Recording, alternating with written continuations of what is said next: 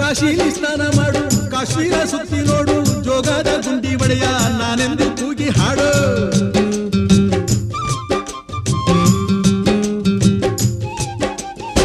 ಅಜಂತ ಎಲ್ಲೋರನ ಬಾಳಲ್ಲಿ ಬೊಮ್ಮೆ ನೋಡು, ಬಾದಾಮಿ ಐಹೊಳೆಯ ಚಂದನ ತೂಕ ಮಾಡು.